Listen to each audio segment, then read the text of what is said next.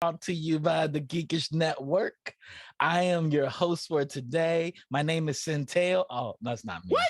That's not me. That's not my name. I was like, my man, you got incredibly handsome real quick, baby. My name is Chuck. You're already a handsome dude, but I was like, your handsome just went up like 2 more notches. Is that what happened? My handsome went up. My handsome went up.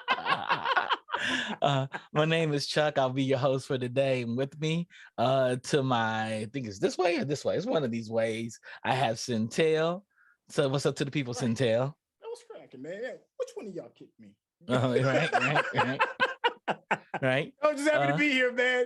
That's great. It's a Monday, man. It is a Monday. You know, I like it's Mondays not just too. any Monday. It's Martin Luther the King Jr. Monday. Ooh, it sure his is. birthday. It is his birthday Monday, and this is I Have a Dream episode of the GeekBeast.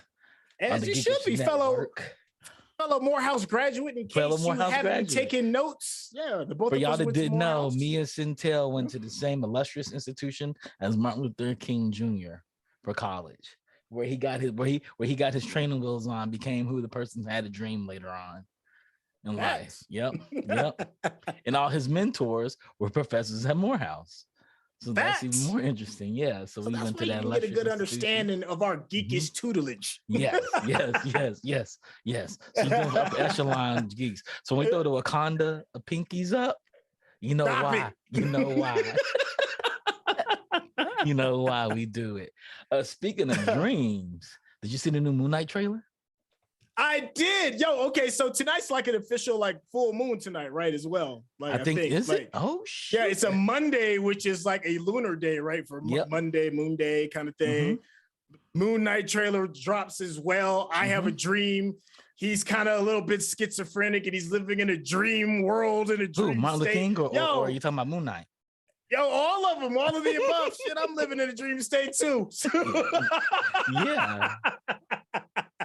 But yes, short answer. Yes, I saw the Moon Knight trailer and I was frankly surprised. I was really surprised.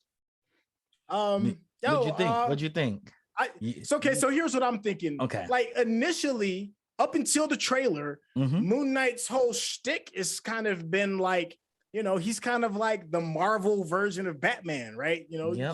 He's got a lot of money, he's got gadgets. The only really big difference was that he's got a little like supernatural powers that's kind of like pushing him along. So he was just like the Marvel's Batman. But the trailer showed us not that image at all. It showed us more like Fight Club.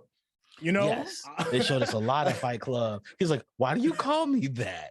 Hey, Mark. He's like, Mark? Who the hell is a Mark? Why you Mark? Like he didn't know who he was anytime. Man.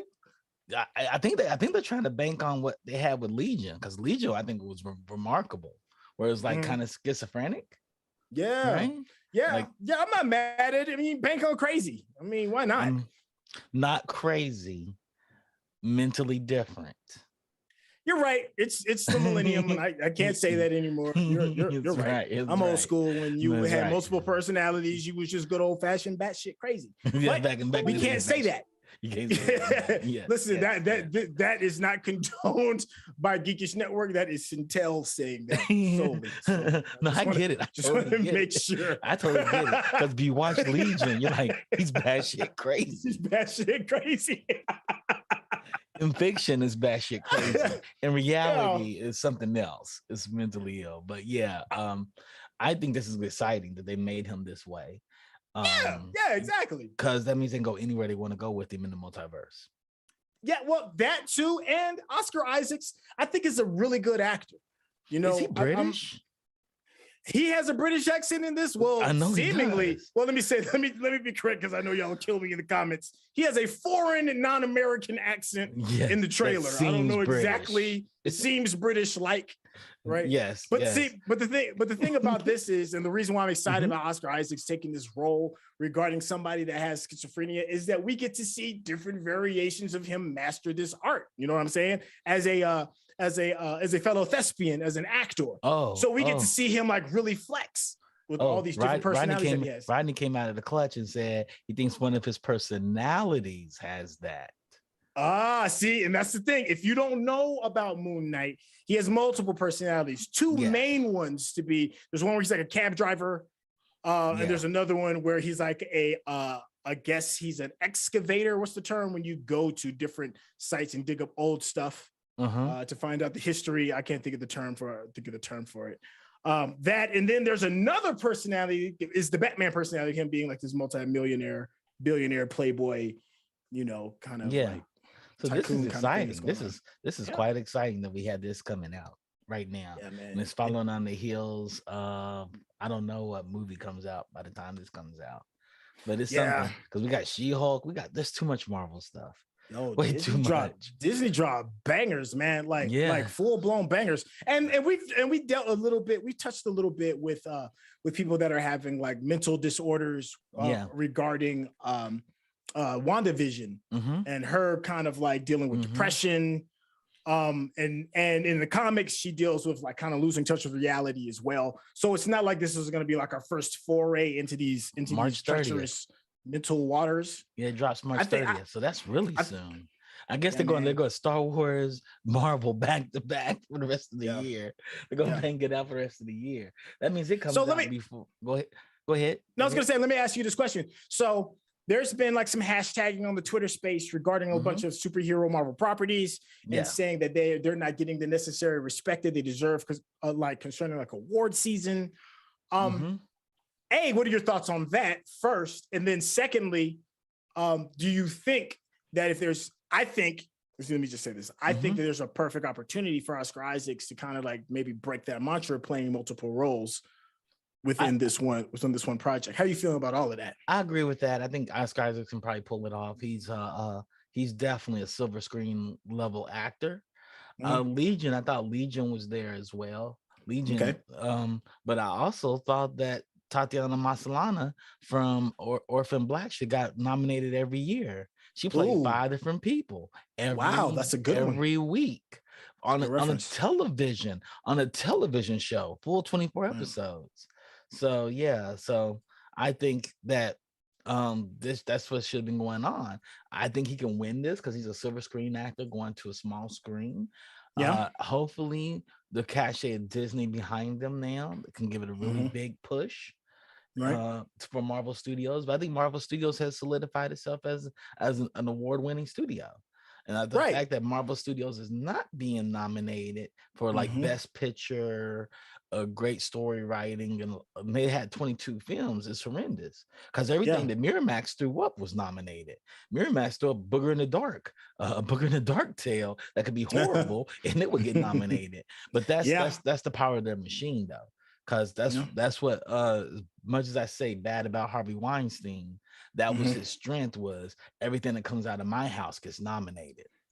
Oh golly, it's one of those things. It's hard to co-sign on that, but you are right. You know, regardless of the jerk and asshole that he is, when it came to running his business, it was really about quality. But this is also one of those arguments where we kind of talk about like a lot of people. Okay, perfect example.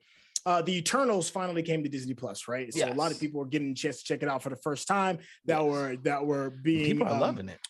Yeah, well, a lot of people are loving it. It's still getting the same mixed reviews. Yeah, a lot of people loving it. Some people are like, what's really going on? It.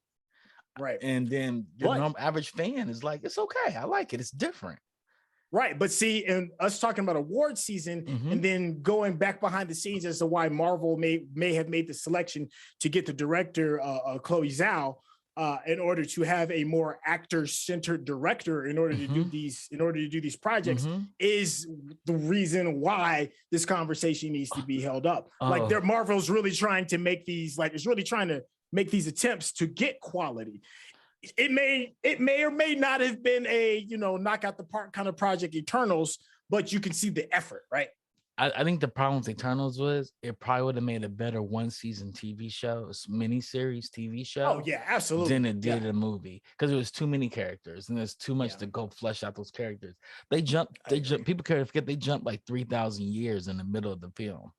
Yeah, it should have been a series that was no less than 6 episodes. Yes, and truth be told, it should have been like, if I was to do it, it should have been every episode told the story of one of the Eternals or one of the Eternals as a couple and how they go through this journey to letter. And at the very end, exactly. The last episode, the last 2 episodes, and then have a through line, right? And then have a through line through each one of those individual episodes with the overall arching story. Check this out. I think if it would have went like that, I think it would have been golden. They could have made the first 10 episodes. The first episodes, they're together and something happens. They do something on Earth and they break apart. And they go their own directions around the Earth. Then then the next each episode after that was a story of all their stories, and now they always met up with a group of people. And then the last 2 episodes are them fighting the big bad in that movie. That's what it should have been. I'm not mad at that. They should have been all in. So 10 episodes, because there's 6 of them, right? Yeah, that's a good question. I get it's at least bare minimum 6. I'd say more like 8. If there's at least 8 of them, have one of them get killed too. They don't know it. The other ones don't know it. They got killed, and they just make that the universe. That would have been worth it. I would have been all in for that. It was a missed opportunity, if you ask me. It was very rarely that you see Disney really fumble an opportunity. I think they fumbled one on this one. That would have been dope. That would have been dope. That would have been dope. And I think they just mixed up. They just mixed the format up. But I think Marvel. It's really Marvel's call. I wouldn't say it's Disney. Disney's just the parent company. They let them do what they want to do. They don't let them get out too far out of the line. But right. They're in college now. They're not kids anymore. They're in college. So let them do what they want to do. You just have to be there for it. So I think that's what they missed opportunity to use the Turtles. Yeah. They could have had Chloe Zhao breaking the television, and that would have got more buzz. Can she pull off a television series as a filmmaker? I think she can. I don't think like for those that are just really hard on Eternals, I don't think you should be hard on Chloe Zhao, because this isn't necessarily her wheelhouse per se. Superheroes, but you could see the effort. You can really see the effort. It's a beautiful film. I didn't hate it. I kind of enjoyed it. I kind of enjoyed it. It was predictable. It was a very predictable Marvel film. I wish they had less predictability in it. But I just hope that she gets another shot at something. Me too. On a big budget level. I hope this doesn't ruin big budget opportunities. I don't think so. I doubt she'll be back at Marvel again, but I hope that she gets another opportunity. No, they may give her another Marvel film. They just have to get her the right property. She needs the right solo person to be behind. She needs the right person. Like, I can see her doing a Storm coming of age movie.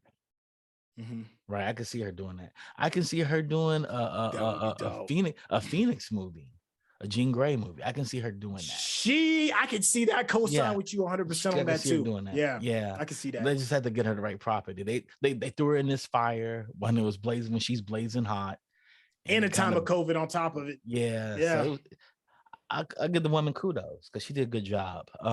So let's move on. Speaking of Marvel and Disney Plus and all this, Netflix is going to raise their prices one more time on all their plans.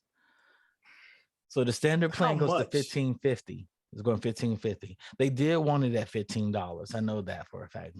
Netflix always wanted their plan to be about $15. They said $15 opens up their slate all the way.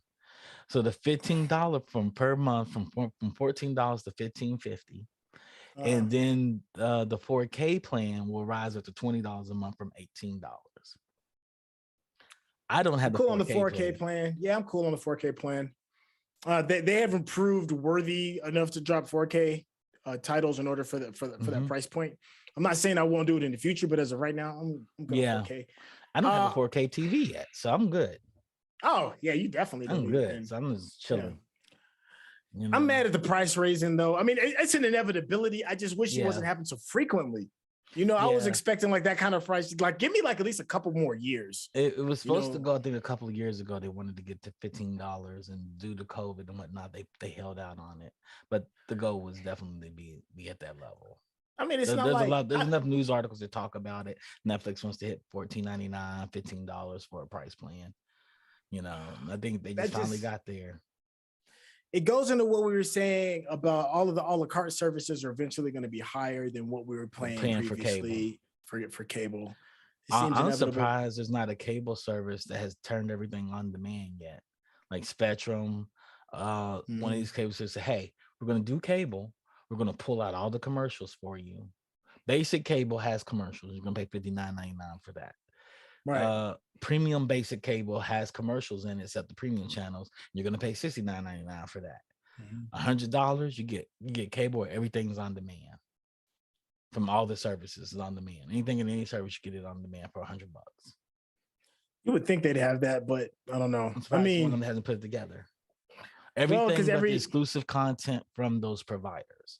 So you don't get the Disney Plus stuff, and you don't get the Netflix exclusive stuff. You don't get the Showtime exclusive or the HBO Max exclusive, but you get everything else they would offer. You know, I hate that Netflix is like a part of my life now. You know, it's like every day I come home, you know, I check on Netflix. You know, there's none on Netflix. I go to Disney Plus. None on Disney Plus. So Hulu's the last one on my list because I still get commercials in it. So they got me. You know, I'm mad at the price point going up, but it's not like I'm gonna leave them. They got me. And cable doesn't have to do much. We can have everything at its regular scheduled time, and after the scheduled time, you can watch it on demand anytime you want to without commercials. Well, they got to do something because eventually it's going to get out of control. You know, that's about we're on the cusp. We're on the cusp because we are getting beat to death with a la carte. We're getting beat to death with a la carte video games, a la carte music, a la carte television shows. Now it's just. I mean, now it's starting to even get like a la carte, like food delivery services. I have a la carte food delivery services. That's what I'm saying. I do have it. I have two of them because of COVID times. I'm like, you know, and being in LA, I can order something from the east side and have it delivered to me on the west side. And I just paid like $2 to $3 or $4 in tip. All right, I'll do that. And I have no delivery fees because I pay the subscription service. Yeah, order food from all over LA. Yeah, man. Why wouldn't I'm a DoorDash. I'm team DoorDash. Yeah. I pay for their services, but it works out, man. It works out. I think about the amount of times that we order. I know we're getting off the subject, but returning to subscription services. Okay. Okay. Next article. Speaking of, you know, DoorDash and Uber, all these services, they're like different multiverses in the same universe. Exactly. Across the Spider-Verse will have a new art styles. Okay. Oh, now we're talking. I like this. The many highlights of the Spider-Man Into the Spider-Verse is art styles were among them, while Miles Morales, Shamik Moore, Peter B. Parker, Jake Johnson, and Gwen Stacy, Haley Steinfeld were in traditional 3D. The other spiders had their own distinct spider style. Like Penny had her anime art style. Spider-Man Noir, Nicolas Cage had his own art style. So apparently, since they're gonna have more different spider people in it from around the Spider-Verse, they'll all have their own unique art style. You know what though? That makes sense. You know, and here's the thing: like when you do the sequel, it's always like being bigger, right? So it's got to be bigger than the first. And we did get a chance to get like samples of what their universe's visual scape kind of looks like. And if Miles himself is, and we are assuming that he will be jumping physically into other people's multiverses, then it makes only sense that you get to see a full-blown different palette. Now, here's the thing. I'm wondering if his palette is going to blend in with the new dimension that he's in, and that'll be amazing too, because then we get to see different variations of Miles as well. Or is he going to maintain his same color palette and visual style as when they jumped into his universe? So I'm hoping he keeps his visual style and his frame rate movement. He keeps his frame rate movement, and he goes into like the Indian world, and it's like watercolors, right? pastels. Yeah. Because we know for one thing, 2099, when he met 2099 in the trailer, they were in India. Indian music came on, they had an Indian flag up in there. Yes, they did. Yes, they did. I don't know if you caught that. It was like a scribbled lines. It was like a scribbled art style. And I said, I don't think that's the art style. I think this was a test. But they had me. They had me the moment Gwen popped into his room. Yeah. When Gwen popped up, feet on the bed. Yeah, with her feet on the bed. What's wrong with you? That meme that went out. They're get checked. How accurate. Have you lost your mind? Gwen put her shoes on his bed. I was like, that's right. You don't wear shoes in the house. You don't wear them. You don't do that. Definitely you don't put outside clothes on the bed. No. But you know what though? I do love that she was rocking Chucks though. Yes, I do too. I do too. I'm hoping because the thing is like the sneaker game with Miles rocking J's in the first one, it really kind of like set a tone, even though superheroes had worn J's before. But it was really focused in this particular one. And now that we saw Gwen, it was kind of focused. That's one of the reasons why they put her feet on the bed. So you saw her shoes. You can see her shoes. So I'm hoping that they kind of keep that going for us sneakerheads. And maybe we get to see maybe the different Spider-Man have different, their shoe game is kind of dope. Maybe the villains or whatever it is. It's just a cool little hat tip to the culture. Yes. Because Miles is dance. He's definitely graffiti because his first costume is graffiti. He grew on it. He drew on it with spray paint. Yeah. You see him with the big headphones, listening to bopping and music. He is of the culture, and shoe culture is big. I'm hoping we see that too. It's huge. Speaking of shoe color and the art styles of Miles Morales and the Spider-Verse, if you haven't seen it, you should definitely see it. The Mitchells and versus the Machines, the Netflix feature that was really dope. It was really good. They had just released an art book for Mitchells and the Machines. Really? I would look at that. It's free. You can look at it. They gave it away. Art books are usually expensive. As somebody that's in animation and somebody works in video games, we buy a lot of art books. We buy a ton of art books. I bought the Spider-Verse art book at full price. So they're usually around $30 up to, you'll pay up to $200 for an art book. Yeah. Netflix is like, we're just gonna give it to you for free. Like the physical copy, they're gonna mail it to you, or it's like a digital copy? It's digital copy. Okay. Because I was about to say, like, if they out here giving hardbacks, I was about to be like, I'm gonna end this feed right now and go sign up. I wish they did give out hardback copies of it. Yeah. That was a beautiful series, and I commend Netflix. They really stuck their spike in the ground to say, hey, we're here for the animation game. We're here to battle you, Disney. We're here to battle you, Illumination. We're here to show y'all that we can do it too. Well, at least we're seeing the effort of the price increase justification kind of come full circle to what we were saying earlier. It's one thing to just raise prices and you're giving much of the same, but at least we're seeing the efforts, and they do drop bangers every week as well. Yeah, not bangers as far as the same quality level as Disney Plus, but it's still good solid content to make it worth your while. It is. It is. They have to find their footing, right? Like Disney's had their machine for 100 years. People don't understand that. So they have a bunch of checks and balances to make sure there's good quality stuff coming out of it. And Netflix is still trying to figure that out. People don't understand. They've only been in the content making world for about 6 years now, 7 years. Yeah. That's House of Cards came out 6 years ago, 7 years ago. Was it about, man? Dang. Yeah. They're still early in the game. They're still early in the game. They caught up real fast. Fast. And their licensing game is on fire. Well, you know who I would have wanted to see with the picture book though. You know who I would have seen as far as their projects.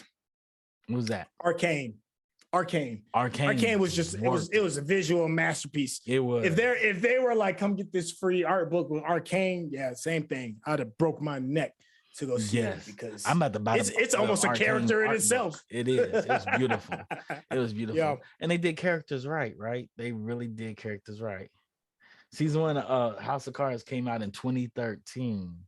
Oh wow, it's been almost a decade. That's 9 years ago. Yeah, almost. Yeah, damn, it is. Oh wow. So they called back up for a studio that started 9 years ago, basically. Almost a decade. They have more content than most major Hollywood studios. Yeah, House of Cards changed everything. Yeah, they did. They did. House of Cards should be on Netflix's a Mount Rushmore. If there was a Mount Rushmore for there, it should be. It's because it changed the game. Nothing was the same ever again after House of Cards came out. They were like, oh, this is what we're gonna do too. We're gonna do this. Yeah. Squid Game. I know they licensed that property, but they got the exclusive rights to it. There's a bunch of things they just know how to get exclusive. Like, this is good. Whoever they have prancing around the world looking for properties to purchase and to produce is an A+ team. Nobody's doing it like them. You know, they have grade A taste. And speaking of people that have grade A taste, we got Squadron coming on next. Woo! And so they have grade A taste in everything Star Wars. What Netflix needs to do is hire us for everything that's geek. That's what I'm saying. They should hire the Geekish Network for everything that's geek. Like, we're gonna run these geeks of color over here. They know exactly what they're doing. We already fit their company mode of being diverse and whatnot. Get a thorough breakdown. Yeah. I mean, with a nice cultural. They should hire us to travel the world to find all the good, cool geek stuff. You know, put it out there, fam. Let's speak it into truth. Let's speak that truth right now. Hey, fam, geek curation. That's what we do. Geek curation. Yo, people of color, geek curation. I'm a geek curator. Yeah, GeekBeast is no longer a geek news show. It's a geek curation show. We'll have you geek about everything. I want to give a shout out to Digital Click.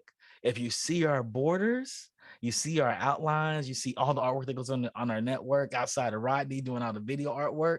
That's the wizard behind the machine here. That's the wizard in the sky here. And dropping in hints in the chat. They do everything for us. We just ran a charity stream 2 weekends in a row. Let me tell you, Rodney was a champ. I texted like, I ended up dozing off as I was waiting. I was playing Spider-Man and fell asleep. I ended up watching the videos. I'm notoriously known for this. I'll be playing a video game. I'll pause it. Phone message come in. I check the message and it'd be like some form of media. And I instantly jumped down that rabbit hole. I woke up. Rodney hit me. I was like, hey, we're going to try Halo, 28-person Halo, blah, blah, blah. And he was like, I'm doing Destiny 2. So I go in my room. I said, I got Destiny on my computer. I don't have Destiny on my computer. So I started downloading it. I have it on my Google Stadia. Man, I have way too many consoles. It's bad. It's bad. Yes, you do. It's bad. It's so bad. So I said, come download it on my PC. And I text him back. I'm watching him play Destiny. It's like 11 o'clock at night. He's crushing it. I'm like, going all in. I'm like, yo, I cannot play with them. I cannot play. I've never played Destiny 2. I made it to level 13 on Destiny 1. That's as far as I got. Because I ended up playing by myself all the time. And Destiny's a lonely game. You play by yourself. It can be. It's not a solo game. It's not. Yo, I think the most I watched was when I came over your place and I used to watch you play it. Yeah. I used to come and watch you play it. You have friends. That's why we got to do more of this together, man. You know what? This is what I challenge Rodney to do with regarding some of the geek streams. Yo, man, create another character, start from scratch, man, and run us newbies. Like, we ain't ready for that. No, we ain't ready for that. I'm just saying. He'll carry us on his back. Yo, he's like, I ain't doing that. You know how long I had to earn these guns? I'm not going back to zero for y'all. It was great. Those games are a lot of fun, man. They are a ton of fun. They are. Highly recommend. Check them out. He looked like Boba Fett on The Mandalorian. I heard not Boba Fett in the Boba Fett TV show. I heard there are two different Boba Fetts. But speaking of Boba Fett, we should go on and bring on in the Pod Squadron crew. They're going to bring them in. The water's great. Watching, I was like, oh man. Rodney came in here mass murdering things. He was killing it. He was killing it in Destiny. I was like, it was with a crew of killers too. I was like, I'm not ready for this. I'm not ready for this. Yeah, he sent me the invite. I'm like, I don't got enough stripes to hang with y'all like that. Tracy and Jason, we don't see your cameras. Y'all's cameras are on EOS webcam. Time. There's Tracy's camera. And Jason, we don't see your camera. You still have the Snapchat filter on. Jason's like, I'm figuring it out right now. Stop calling it out. It's there. It was apparently I had it on for too long without actually going on. And so it just went to sleep. That's how it works. How you all doing? Doing all right. How you gentlemen? We're doing well. We were talking about the charity stream yesterday. And Rodney was out here killing it. Right on. Rodney played games for 12 hours straight, you guys. What was the What was the charity again? It was for a charity with Digital Click. I forgot the name of the charity itself. It was Tsunami Relief. Odette, Tsunami Ride. Yeah. We're actually donating water and rice supplies, whatever they need, through Crystal. So Crystal's family was impacted by the tsunami. So I saw the footage of that thing, and that thing was crazy, man. Crazy. Unfathomable. And it was just, and it's also just kind of a thing too, right? Where it's like, only a couple of months ago, and we were watching Eternals with a freaking giant space baby rising out of the ocean, and I just like, so this is what it would actually look like. That's exactly what the tsunami looks like, and you have to weather it, right? You can't run from it. Yep. So you go inside your house, make sure your windows are boarded up, and hopefully you're alive in the morning when it passes. Is there much word or reporting in from Tonga yet? Because I know Tonga was like really close. Oh no, not yet. I haven't heard. I have to follow. Let me follow up that in the news. Yeah, that's something we should follow, because we definitely what we want to do. I see Lexi typing. Yes, Lexi's typing. We definitely want to do. Are you looking it up, Lexi? She's looking it up. We definitely want to do charity streams, more charity streams for sure. And we raised $1,000, you all. Oh, that's awesome. It's amazing. So yeah. Every bit helps. Every bit helps. Crystal, she's one of the co-owners of Digital Click. Her and her husband. Rodney says they have no contact with Tonga. Yeah, I remember when it hit, right? Tonga was like really close to the main blast zone where the volcano went off, and basically all internet, all single was basically like cut out. So it's been very hard to and of course there's just a giant cloud of ash, so no one can kind of see in. No one has any idea what's going on over there. Oh, okay. I'm sorry. Yeah. I've gotten the events that have happened and confused. You're talking about the volcano eruption. Yeah, the one that was seen from space.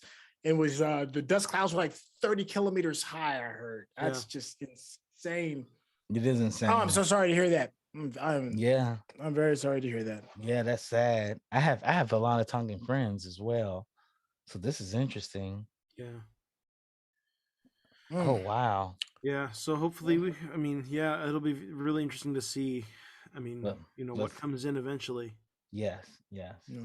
Well, maybe we'll figure out how to do a charity stream for Tonga events as well. We're as people of color, support people of color. So this is it. And y'all can come on the charity streams with us on Saturday, because we're going to do more than just video games. Come grab these sticks and get this work. Board game, play card games. I challenge all of you. I keep offering to build tiny metal models for charity. That sounds cool. Hey, listen, and don't listen to me. I'm talking trash and I'm terrible. Yes. I'm just saying all are welcome. Yeah, we can play Among Us. We can play Among Us together. That's a fun game. You don't have to have much gaming ability. You don't have to have a lot of gaming dexterity. Among Us is a lot of fun. We could play that together, you guys. Can I ask y'all a quick question? Because I know we're over here just over here with shits and giggles. Hey, so how we feeling about like a quick hot take? Is it all right if I do a hot take that doesn't absolutely destroy you all show? A hot take of Boba Fett? Sure. Give me a hot take for what we're thinking so far. We'll start with. I think Lexi's muted. You're muted, Lexi. You're muted. Yeah, Mike is still probably having problems. Someone else go first. Tracy, I know people are hating on the mods, but I kind of dig them. I'm kind of excited to see where they go. I think there were bits that were a little cheesy, but I think that it could be a very cool storyline. And I like how it's inspired by, kids in London in the 60s. And I don't know, I think Jon Favreau takes inspiration from so many different areas, and just like George Lucas did. So I'm excited to see where it goes. Okay. How about you, Jason? Oh, Jason also having mic issues, looks like. Jason's also made mic issues. Andy, it's on you. All right, I guess it's on me. I'm actually quite enjoying the show. You know, it's like it's not like hitting like home runs on every note. But there's a lot of really cool world building. I kind of like digging into kind of the interworkings of the underworld, and it's like okay, let me put it this way. Going into this, I was like, oh, I really hope this is not an entire show on Tatooine when we started this, because I was just kind of like, we've seen Tatooine, we've seen so much of Tatooine, because Tatooine's kind of the easiest alien planet to do. You just find a desert, right? Yeah. As we've gotten into the series, we're learning more about how Tatooine works. We're learning kind of like how the society is run, and that has become really kind of fascinating to me. So all of these things, just kind of seeing like the ripple effect of the power vacuum of what happened after Jabba, and of course with no Imperial rule anywhere. It's like, it's just kind of interesting to kind of, everything, all the bricks they're laying. There's some janky moments, like, the chase scene this week. We'll get into some of this stuff. It's like, whoa, that's like golf cart slow. Yeah.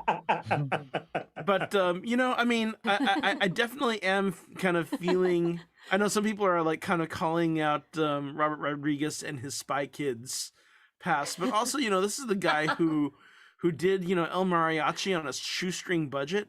Yes, and so so that's, I think there's like that kind of difference of what he is putting out there maybe doesn't have quite the polish that we've come to expect. But there's a lot of really cool and a lot of fun stuff too. Like, I mean, for even for as slow as the chase scene was, like, we got every single imaginable car chase trope with a Star Wars spin on it, which I found very entertaining. My mic work now? Yeah. Hey, he speaks. What do you think, Jason? Oh, I'm just happy Milton showed up. Maybe he'll get his stapler back finally. No, I honestly think they're getting better and better. I mean, I had no problem with the American Graffiti references, and I mean, I thought it was fine. It added a splash of color, and the chase definitely was not up to snuff. I could absolutely run faster than that, and I never run anyway. And hey, Trejo showed up with his Rancor. I mean, like, Trejo is a Rancor Wrangler. Yes, there were just so many just fun things. Like, I was smiling through the whole thing. So I mean, I'm just taking it for what it is. It's just a fun ride. So. In all my notes, I just have him as Machete. That's true. Machete does Star Wars. Do we have a mic now? Yeah, we hear you, Lexi. Yes. Okay, so it was my XLR. It was my XLR was just not having it. Okay, fantastic. Yeah, I felt like the Power Ranger Skittles Vespas felt like Coruscant Cyberpunk, which didn't feel out of world. But then I went, wait, if you guys are gutter punks with no work, how did you get your expensive ass bikes from Coruscant to Tatooine, and why? So that just like that felt like a gap for me. It didn't feel like they didn't belong in the world. It just felt like they were very off planet, and there was no viable explanation provided for why they seemed so damn off planet. I think they're poor now in the power vacuum, though. I think that they probably were doing okay before, right? They weren't like working in a factory. They were in like the factory maybe district. They have an explanation for it. Maybe they have an explanation for it. And then if they do, I would like to know if they became poor, then what brought on the focus on becoming cyborgs. So, okay, I'll get into this now, right? So this is actually something that I think is actually an incredible, great piece of world building, because it's a direct reference to mod culture of the 1960s in the UK, London, and Brighton, right? I mean, if you ever seen the movie Quadrophenia, great movie. It's my favorite Who album, but is kind of very much about this kind of boom in a kind of youth culture that were basically with every youth culture that comes up, they try and come up with some kind of way to revolt against the previous generation. The Disney's previous on generation, that. They did Cruella de Vil. right? Well, and so the previous generation was this very austerity based. We lived through World War II, working class UK culture. So it's like that very gray, very soot, industrial kind of British life. So you have these kids that are like feck all this bloody shit, and we're gonna go for like high fashion, bright colors, these crazy Italian Vespas that they're tricking out on the show, and they're using every last bit of their cash to go for this flashy look to kind of break up their own kind of drab existence.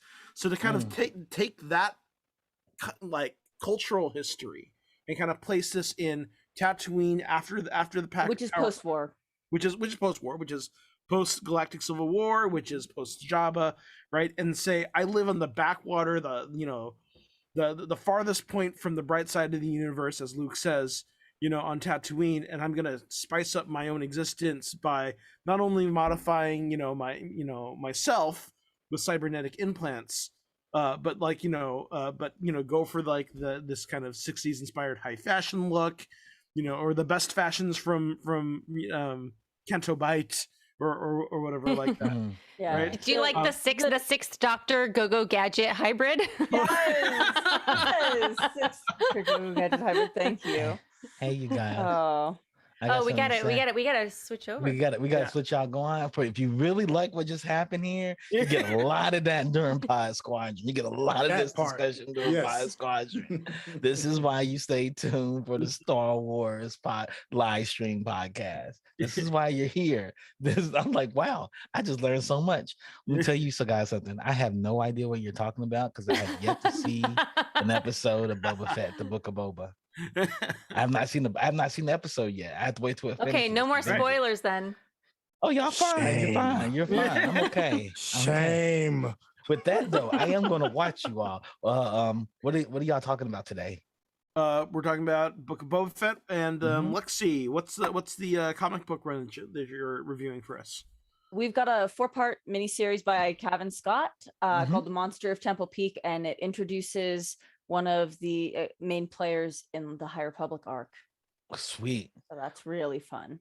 With that being said, we're about to shut down. Be back up probably in 5 minutes. That's about 8:25 to 8:30 Pacific Standard Time. That means you should come right back here and listen to them talk about the Book of Boba Fett. And I'm gonna watch now. I'm kind of curious. I'm like, oh, what am I missing? I'm about to spoil this whole entire show for me. And a big scary Wookiee. And a big scary Wookiee, because yeah. that sounds amazing too. So I'm gonna come back in for that. You should too. Peace. Yay.